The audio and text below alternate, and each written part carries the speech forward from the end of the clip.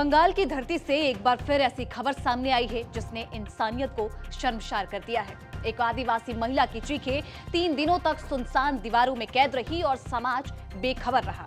मुर्शिदाबाद जिले के बहरमपुर से सामने आया ये मामला न सिर्फ कानून व्यवस्था पर सवाल खड़े करता है, बल्कि महिलाओं की सुरक्षा को लेकर एक बार फिर से गंभीर चिंता पैदा करता है।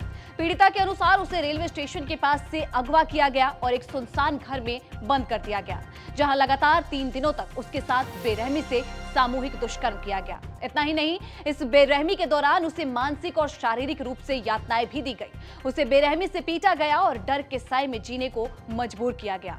लेकिन 3 दिन बाद किसी तरीके से हिम्मत जुटाकर वो घर की टूटी खिड़की से भागने में सफल हो जाती है और जान बचाकर अपने घर पहुंचती है।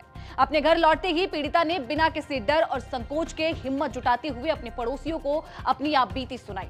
फिर पड़ोसियों की मदद से उसे बहरमपुर थाने ले जाया गया, जहां शिकायत दर्ज की गई। पुलिस ने भी मामले में तुरंत कार्रवाई करते हुए आरोपियों को उसी दिन ही गिरफ्तार कर लिया। लेकिन हैरानी की बात तो यह है कि आरोपियों में एक टीएमसी का नेता भी शामिल है। जी हां, आपने सही सुना। आरोप है कि ऐसी अमानवीय और शर्मनाक घटना में टीएमसी के नेता का नाम है। बंगाल में आरजीकर कॉलेज के रेजिडेंट डॉक्टर के साथ हुए शर्मनाक और दर्दनाक दुष्कर्म मामले के बाद से लंबे समय तक सड़कों पर प्रदर्शन हुए, महिलाओं की सुरक्षा पर सवाल उठाए गए। लेकिन उस घटना के बाद भी कई घटनाएं हुई और आज तक होती आ रही हैं। बता दें कि इस दुष्कर्म मामले में स्थानीय पंचायत व टीएमसी कांग्रेस से जुड़े एक नेता समेत 2 आरोपियों को गिरफ्तार कर लिया गया है। गंभीर हालात में पीड़िता को अस्पताल में भर्ती कराया गया, जहां मेडिकल जांच में सामूहिक दुष्कर्म की पुष्टि की गई है। यह मामला अभी ठंडा भी नहीं पड़ा था कि बंगाल से एक खबर सामने आई कि पश्चिम मेदिनीपुर के गढ़बेता में 15 अगस्त 2020 को महिला के साथ जो सामूहिक दुष्कर्म हुआ था, उस मामले में भी अदालत ने बड़ा फैसला सुना दिया।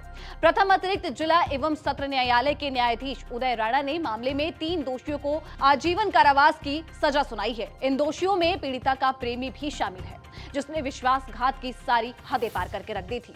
अदालत में सामने आए तथ्यों के मुताबिक पीड़िता का प्रेमी सूरज उसे जंगल में ले गया था, जहां उसने अपने 3 दोस्तों, जिसमें एक नाबालिग भी शामिल था, उन सभी के साथ मिलकर इस घिनौनी वारदात को अंजाम दिया।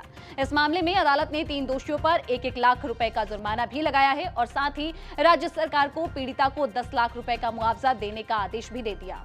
तो इन दोनों ही मामलों ने एक बार फिर से ये सवाल खड़ा कर दिया है कि आखिर महिलाओं की सुरक्षा के दावे जमीन पर कब उतरेंगे। अपराधियों के खिलाफ सख्त कार्रवाई जरूरी है, लेकिन उससे भी ज्यादा जरूरी है कि ऐसे अपराधों को रोकने के लिए समाज, प्रशासन और सिस्टम मिलकर जिम्मेदारी निभाए, क्योंकि जब तक डर अपराधियों के मन में नहीं होगा, तब तक पीड़िताओं की चीखें यूं ही खामोशी में दबती रहेंगी। आए दिन दुष्कर्म की ये घिनौनी घटनाएं सामने आती हैं, लेकिन हर स्टेट्स में बार-बार महिला सुरक्षा पर बड़े-बड़े दावे होने के बावजूद भी ये घटनाएं क्यों होती है और कब तक होती रहेंगी, इसका जवाब किसी के पास नहीं है। फिलहाल आप इस पूरे मामले पर क्या सोचते हैं, कमेंट सेक्शन में जरूर बताइएगा। देश दुनिया के तमाम जानकारियों के लिए देखते रहें दैनिक जागरण।